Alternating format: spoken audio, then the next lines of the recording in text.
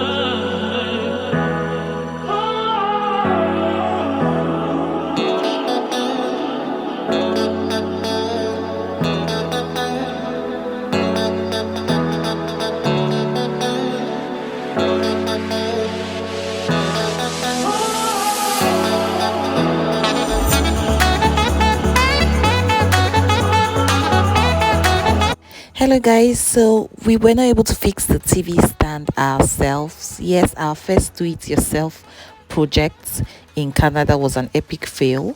In all honesty, I guess it was because we did not have the right toolkit.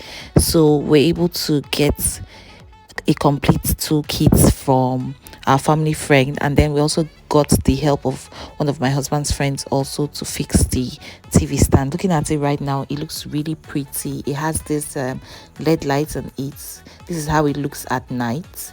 I took this picture at night and I love it.